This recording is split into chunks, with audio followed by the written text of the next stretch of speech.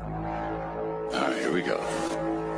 Get ready to have a good time. This is exciting, isn't it? All right, we're on. Hello, testing. Welcome aboard the Dreamliner. It's the only way to fly. I've allotted 1 hour for recreational activity. There's no time for irrelevant conversation. Fun will now commence. I've been drinking. Gary. Here's a young speaker who is really in demand. Don't let that go to your head, Gary. But wait, there's more. Okay. He's Garry Meyer.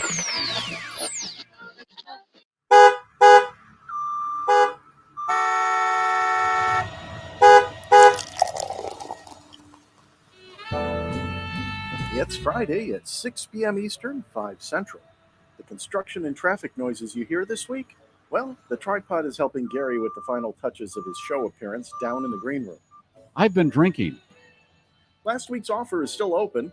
One-time pharmacy school attendee Garry Meyer would be happy to say, What's a drug deal gone right? a drug deal gone right is getting your prescription filled at, well, insert your sponsorship here, at a neighborhood location near you. Anyway, no matter where you are, it's time for a digital mimosa. It's cocktail hour on the Garforce, and time for the next live edition of the Garry Meyer Show. Comments are welcome during our live show on Facebook, Twitter, Periscope, and YouTube. You can also text us at 773-888-2157. Charges may apply. Now, fasten your seatbelt. It's time to go wheels up as the tripod brings us the Garforce Live.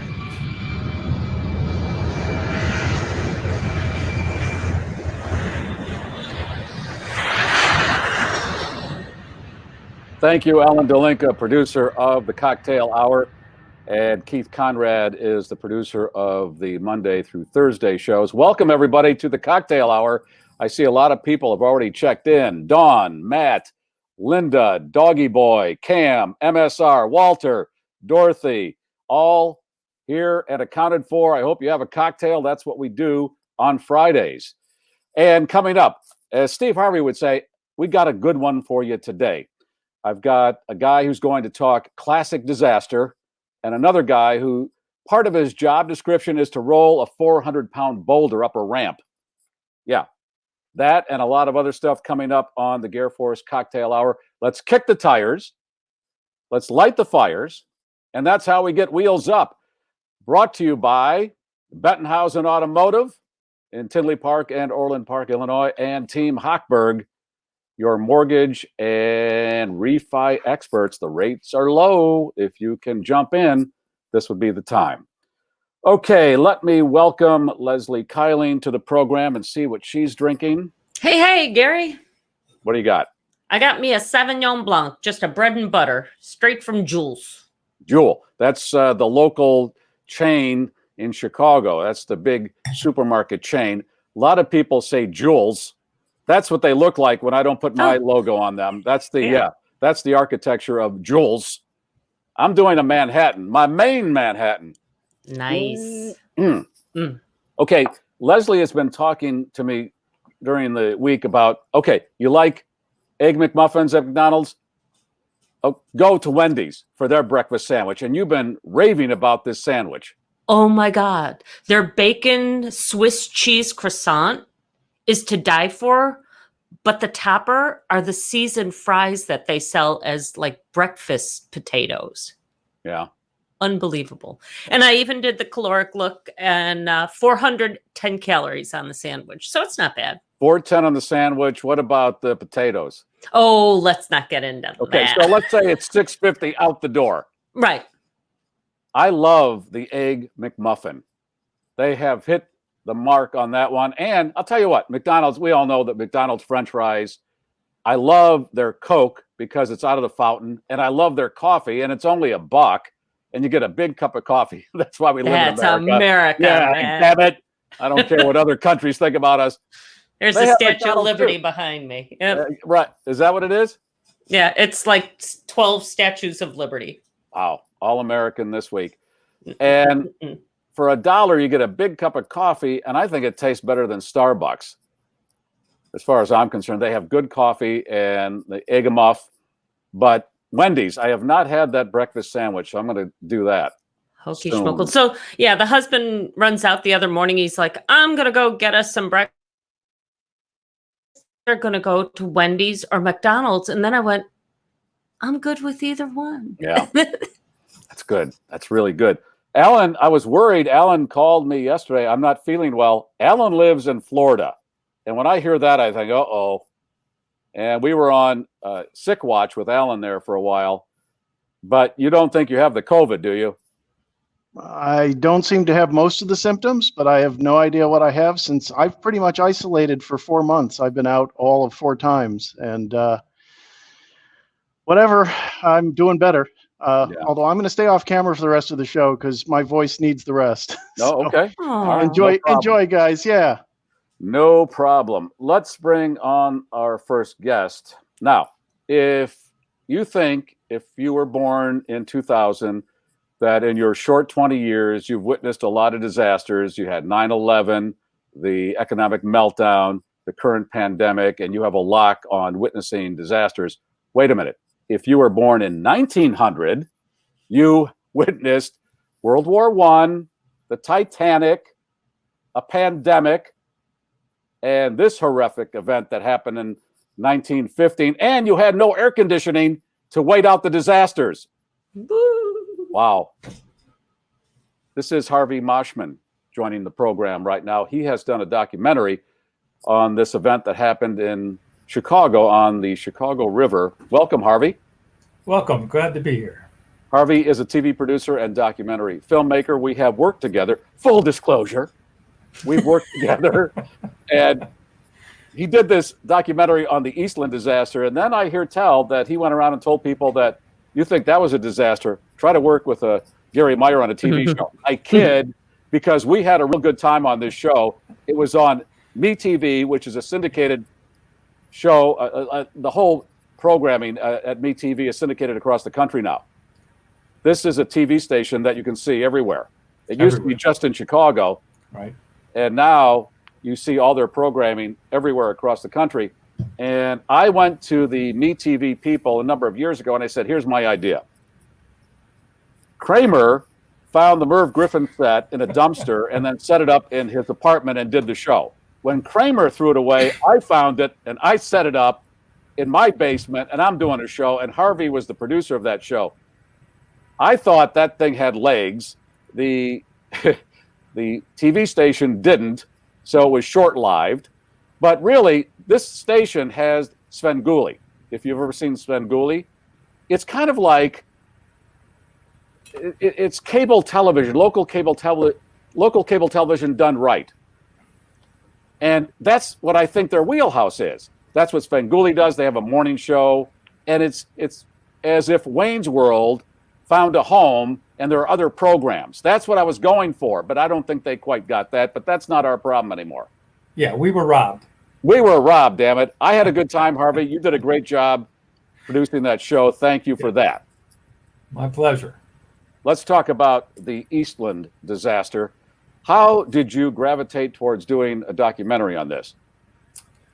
Well, I had been connected to the maritime community in Chicago for quite a while. So I had read about this. And back in 2001, when I was a staff producer at Channel 11, we were just starting up Chicago Stories. And every producer had to contribute one documentary. And they went around and asked us all what we'd want to do. They gave us a day. I came back and I said, yeah, I'd like to do the Eastland disaster. And my boss at the time, who was a lifelong Chicagoan, said, what's that? So I knew that this would be a story worth doing. You can't have 844 people die in the middle of the 4th largest city in the world in 20 minutes and it go unnoticed. So, first of all, you've already bumped Chicago down to 4th largest city. What have you heard? No, 4th in the world. In the world at that time? In 1915, we were the 4th largest city in the world. In the world. Okay, I'm sorry, I world. misheard that. Because in a couple of years, Houston is going to overtake Chicago in population. Yeah. That's what I thought I heard. Hey, let's run this promo and then talk. Okay. All right. It was the blue-collar Titanic. Safety was just utterly disregarded. There was no iceberg, no torpedo. Look how she's tipping. 844 bodies? People started calling him the human frog. Someone surely did something wrong, and yet somehow. Graft, corruption. The fix was in, and someone got away with it. I'm assuming that the shot of that ship tipping over was not the actual ship. That is correct. That is CGI. That was the single largest line item in the budget. Okay, here's a day where people are going on a picnic, and it becomes this major disaster. It's 1915. Were film cameras around a lot at that point? I don't know the history of film cameras at that point, but there's film of this. There's a good amount of film, right? Right. So 1915, S&A Studios on the north side are making silent films. There's a lot of cameras in Chicago in the teens, and a lot of still cameras, of course, but there were a lot of motion picture cameras. When we first did this documentary in 2001, the very low budget version for Channel 11, we were looking at all the pictures, and you could see guys behind boxes with their hands doing this. So we knew that there was film that had been taken, but we couldn't find anything in 2001. It wasn't until 2015 that Jeff Nichols, who was a U of I grad student, was looking for some World War I footage, and he was looking at a stock footage house in the Netherlands and came across these scenes of the boat turned over, and he goes, "That's Chicago." And he realized he had found Eastland footage which hadn't been seen in 100 years. So the premise is these people get on this boat to go out to Lake Michigan, right? They're getting on the boat to cross over to Michigan City, Indiana. Yeah. And have a picnic. Big picnic, yes. This is the Western Electric Factory Company outing. And how many people got on the boat? Well, no one knows for sure. There is no manifest, but at least 2,500. And what happened was, explain what happened, why the ship turned over. All right, so if you know anything about the Eastland, you probably know the urban myth that everybody went to one side and that's what caused it to tip over. That did not happen. There were so many people packed on board, there wasn't room enough for everybody to go to one side. So the problem with the boat was that in 1912, when the Titanic went over, there were not enough lifeboats for all the passengers on the Titanic. So a law was passed that there had to be a seat in a lifeboat for every passenger on American ships.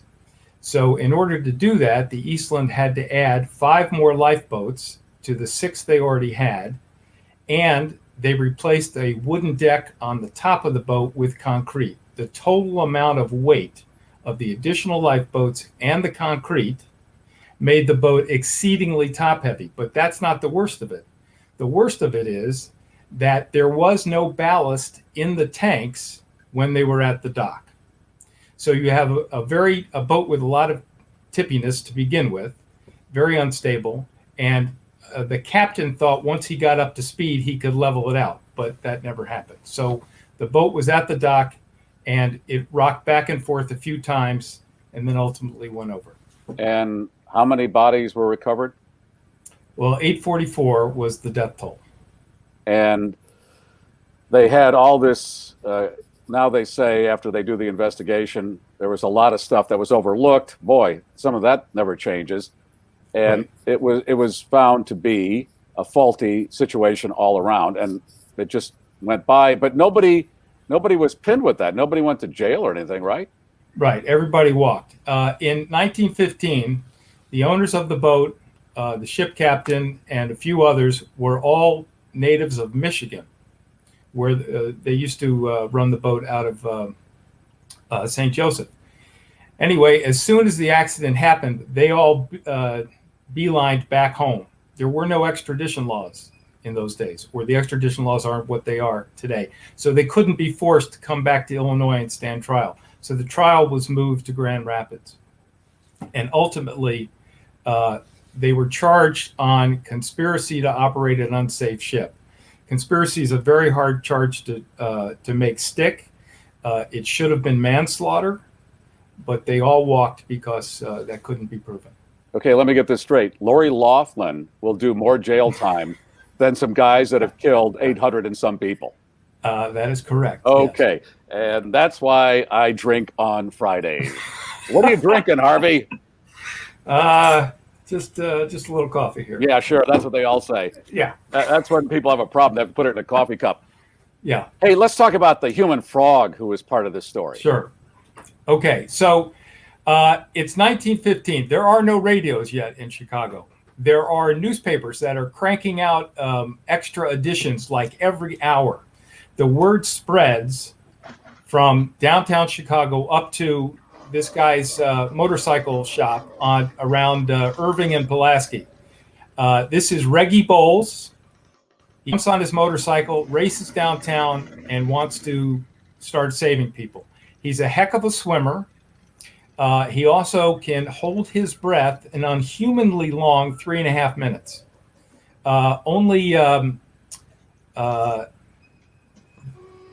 Only the most accomplished could do it for 4 minutes, like Houdini. But anyway, he dives in. He ultimately pulls 40 bodies out of the overturned hull.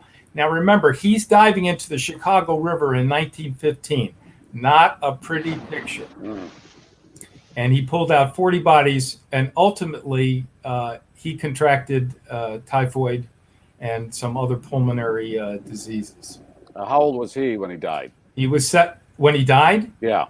Oh, I think he actually made it to 90. Really? But he was 17 here. And his grandson, we found, who is incredibly articulate, a terrific interview. He carries us through and explains how Reggie Bowles got the nickname and so forth. So he pulled 40 dead bodies out. Yes, he went in hoping to find victims that were still alive, and he may have pulled out a few that were alive. But you have to know that in 1915, it was kind of hard to determine who was alive and who was dead. They laid all the bodies out in the pier. Now this is on the pier between Clark and LaSalle. So for those who aren't familiar with Chicago, it's around, if you've seen pictures of the Wrigley Building, it's in that quadrant around there. Right, but these are all, kind of wooden shanties up against the river. It's not like the Riverwalk like it is now. So they would start piling up the bodies, and a doctor would go around and pinch the neck, and if they didn't respond, he would assume they were dead. But they weren't all dead, and there are many cases of bodies going to the morgue that got up and walked away at some point. Whoa. Yeah, so we don't know how many people Reggie actually saved and or how many had expired. Wow, that's pretty amazing. Yeah. Now I saw photos. There are still photos of the human frog right down in the hull there. Who's the photographer who went down and took pictures? June Fujita, a Japanese immigrant, strangely enough, is the staff photographer at the gosh, I can't remember which paper. It's one of the local papers at that time. Yes, there are seven daily newspapers in Chicago at the time. Anyway, he's the staff photographer. He runs down there with the bulky gear, and he is just on this story for hours and hours and hours. And he follows it to the morgue. He follows the funerals the next day.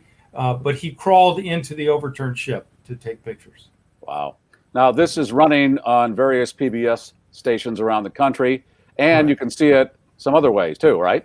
Yes, eastlanddvd.com is where you can find this program here. Now, the version here, Chicago's Deadliest Day, was the version that we made for Chicago. It's a little bit longer, and this is the DVD. But the national program that's on the air this weekend in many cities, including Miami, Cleveland, Grand Rapids, Pittsburgh, South Bend, Sioux Falls, Baltimore, Washington, that's called Eastland, the Shipwreck that Shook America. It's the same film.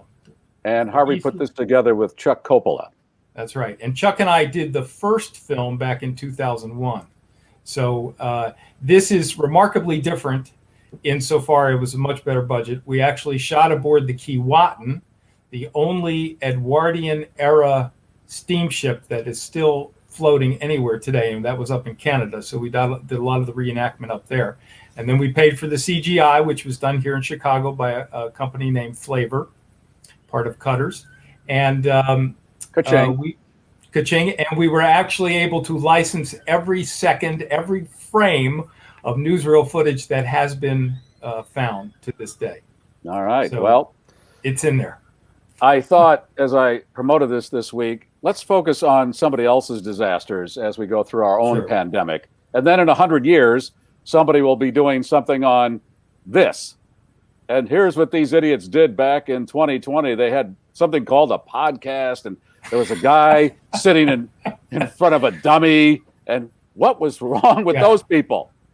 Now, I should mention in your introduction that in the first decade of the 20th century, we also had the Iroquois fire, and that was 600 and some died, and that was even more horrific.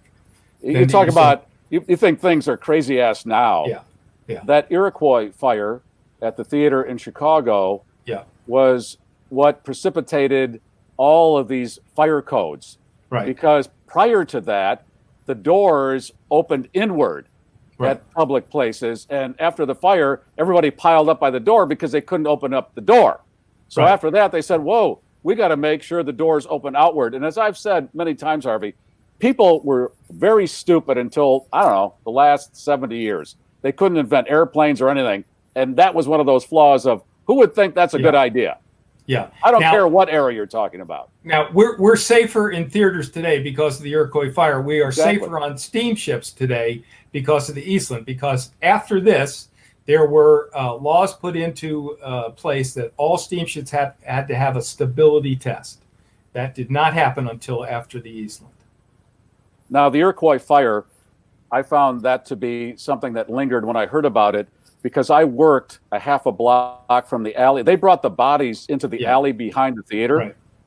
And that alley was a shortcut to a lot of places I would go to when I worked at this radio station in downtown Chicago. And because I was so spooked out by that thought, I would never go down that alley. I'm serious. Well, if you go to one of the ghost tours in Chicago, that's high on the list as being one of the most paranormal visited places. I'll bet. In addition, Eastland has that story as well.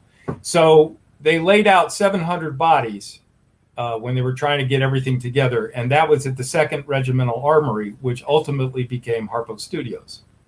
So yes, so the Gray Lady ghost had been seen by many people who worked at Harpo. No, not certain if Oprah ever saw her, but that's the ghost that haunted Harpo Studios. And then the question is, now that they've torn it down and it's a McDonald's, does she haunt McDonald's, or is she waiting for a quarter pounder, or did she go somewhere else?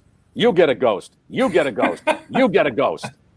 Hey, just quickly, the Iroquois fire, that happened because they raised a curtain and it caught fire by a light. Is that how that started? Yeah. So there was a light that pressed against a canvas fabric, and for some reason, whether it was moving or whether it was just too close to begin with, it heated, it sparked, it flamed, and they opened the doors in the back for people to get out, for the crew to get out, and that's what blew the oxygen into the theater that fanned the flames that incinerated so many people. And that's why I drink on Fridays. That's why I always look for the exits when I'm sitting really, in the theater. think about it, Harvey. You go on a boat, you're thinking, I'm going over to have a picnic with the people I work with. I'm going to the theater. What could go wrong? And that's your last day on the planet. I mean, this is why I've declared this whole existence as a joke. Thank you, Harvey Moshman. You're quite the fatalist, Garry. I am. I appreciate your friendship, and I love the fact that you do great work like this. All right. Promise me you'll watch it. I will. Okay. All right. Thanks, Harvey. Right. You bet.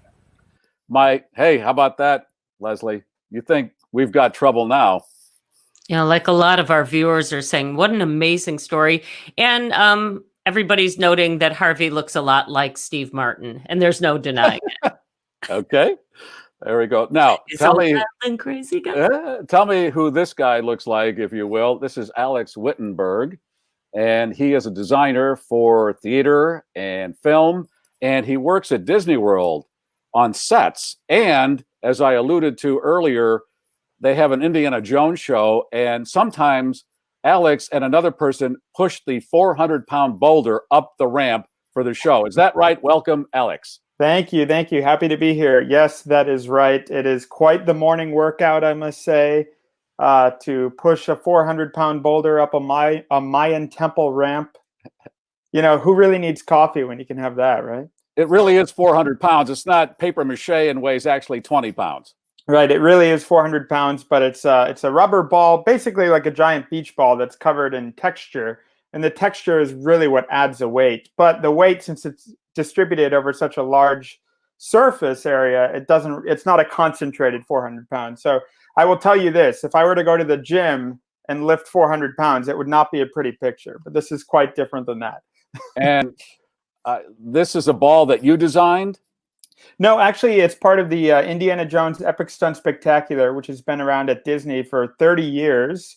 And so I have only been a part of the group there for about 2.5. I've been the props master there for the past couple of years. And so my job is less about designing things and more about, at that show in particular, my job is more about kind of maintaining the integrity of the show and keeping up the props and occasionally making some design changes based on the needs of the cast and if the show has any changes. But yeah, it's really more about the running of the show itself. I was talking to Alex yesterday and said, how did you get involved in this kind of work? And it started when you were a little kid walking through a mall. Tell us that story. Yeah, sure. Well, I was telling Garry, I was telling you yesterday really about how as a child, I was so drawn into any form of live entertainment and theater that I could find. And in particular, what I didn't tell you yesterday, Garry, is I would put on shows for my parents. I remember putting on a one-man Wizard of Oz where I played all the characters, and had my parents sit down and watch me put on these little plays. But I remember walking through the mall with my mother, and I stopped my mom because there was a cooking demonstration going on. And it's not that I was really tuned into or interested in what was being prepared on the stage. It was more that there was a stage and there were lights and there was somebody with a microphone and there were people sitting down in chairs watching that. And I was like, oh, that was theater to me, even though it's simply selling a product, it was still this kind of theatrical event where there was a performance and there were audience members. And so that was one of the earliest memories I have of that spark, of kind of deciding that this was a path I wanted to continue exploring. So you get home and you tell your parents, all right, sit down. And my legs were over there and my arms were over there. Yes, there you go. Wizard of Oz. Exactly. So you are how old at that point? 6? Yeah, probably around 6 or 7, yeah. And you didn't get into set design at that age. Where does it kick in where you're saying, okay, this is it, I'm going into it? You went to school to do this? Yeah. Well, I was lucky enough to go to a performing arts high school in St. Petersburg. And you really did kind of choose a major at this place. So I majored in musical theater. And my sister, before me, a few years ahead of me, had been a musical theater student there as well. And it was a unique high school experience in that the majority of my classes were actually focused on theatrical arts. So I was, studying musical theater, and I was performing in a production of Hello, Dolly. And this was my sophomore year of high school. And I realized at that moment, I was really much more interested in watching the technical process unfold around me. I was interested in watching the scenery being loaded into the theater. And and watching these beautiful painters come in and create these exquisite backdrops out of nothing more than fabric and paint. And so at that moment, I went to my advisors at the school and I said, I'd really like to switch, to this side, to the dark side, as they might say, to the technical theater design side of things. And from that moment on, that's what led me to school in New York, and I studied there and got my BFA in scenic design. And that brings me here. Alex and I were talking before the show about Saturday Night Live, where I said to him, sometimes, if not most of the time, it seems, the sets are more intriguing and interesting than the skits, because they do elaborate sets for those 6-7 minute pieces, it seems. They do. Yeah. It's quite an operation, Saturday Night Live. So to get onto a show like that would be, well, you're doing well too, but that's one of those shows where you get a lot of set time. Mm-hmm. Yeah. It's Eugene Lee, who's been the production designer at Saturday Night Live since it started, has often compared it to summer stock for theater, where you have, this much time to do this much work. And so it's really about kind of just trusting your instinct, moving forward and designing these sets. And there's a team, of course, that builds the sets too and loads them in and decorates them in a really tiny pocket of time. So there's not too much time to overthink your design work. You just kind of do it, Saturday Night Live would certainly be, a dream to work there and be a part of that team. And you work for Home Shopping Network, which is headquartered in Florida, right? Yes, in St. Petersburg, Florida, where I grew up. I'll actually be working there on Sunday. So I mainly do set decoration, and occasionally I'll create some original pieces of artwork that you'll see on the background of whatever the set may be, which changes seasonally. But I always joke it's kind of like designing sets for vacuum cleaners there. Hey, it's a job, right? Absolutely, yep.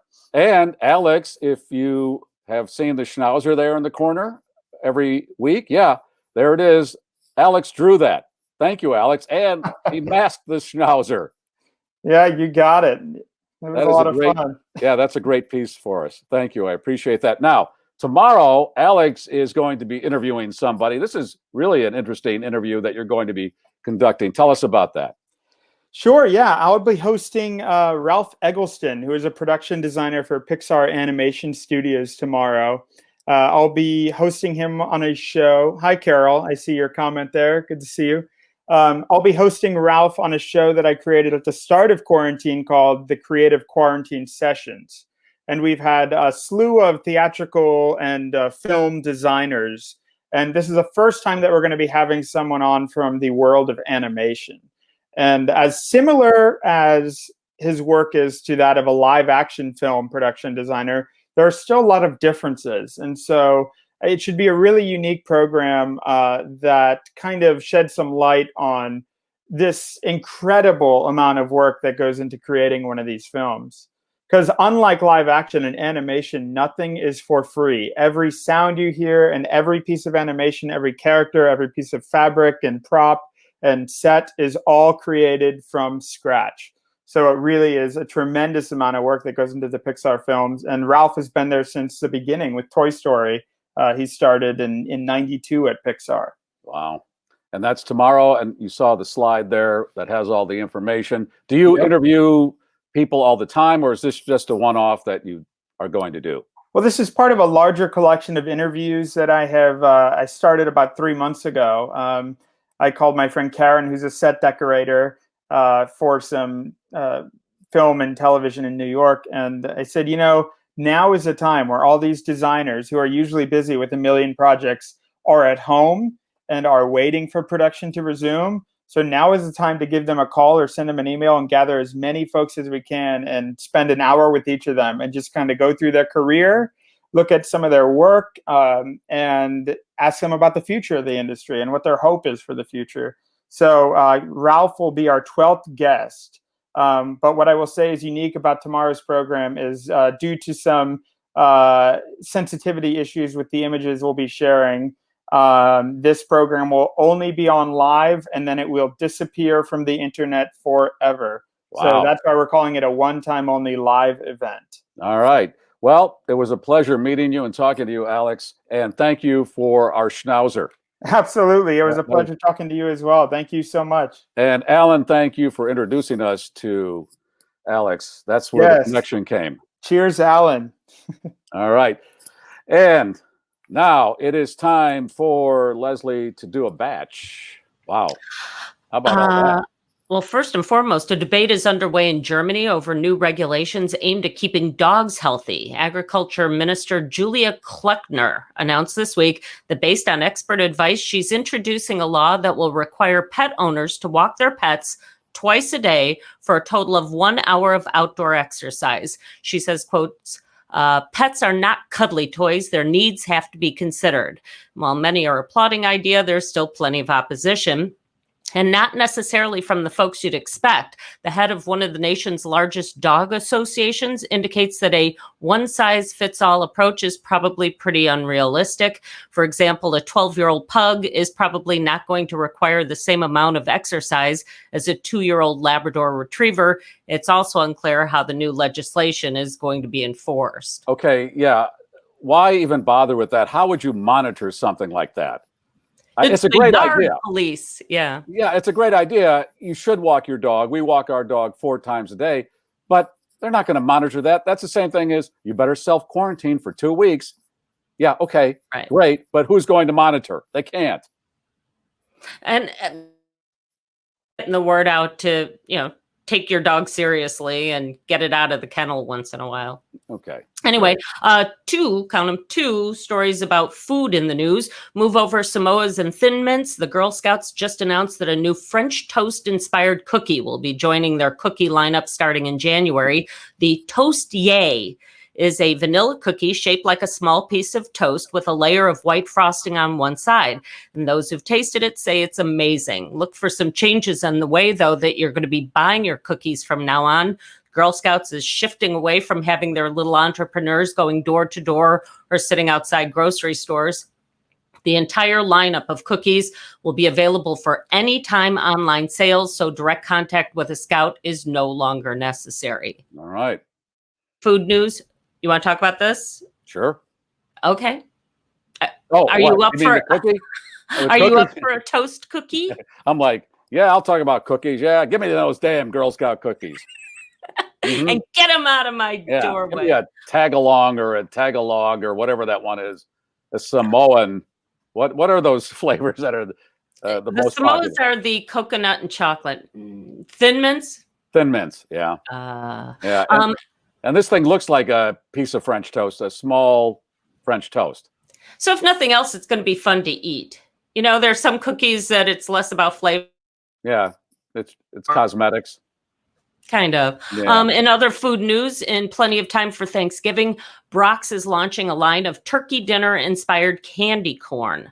The limited edition candies are both sweet and savory, with flavors including green beans, roasted turkey, stuffing, cranberry sauce, glazed carrot, and sweet potato pie. And you don't have to wait. Brock says they're already making the candy available at retail outlets across the nation. A 12-ounce bag is going to set you back around $3. Well, we all fear that Halloween's going to be a wipeout this year. Who would let their kid go door to door if this thing is still hot in a couple months? And our final story, as if people weren't already nervous about sending their college-age kids back to school, Boston University is announcing a new policy that grants students who die during the course of their understudies posthumous degrees. They say the decision was in the works well before COVID-19 became a thing. As a matter of fact, they say the idea was first launched back in 2013. They say it's just a coincidence that this new initiative is kicking off now. Flynn agrees. Okay. That's called bad optics right there. Even if they thought about it a year or two ago, why are you talking about it now? This is not the time. These universities that opened, a lot of them are closing back down. It's a nightmare. Okay, if you die, you get a degree. That's good, right?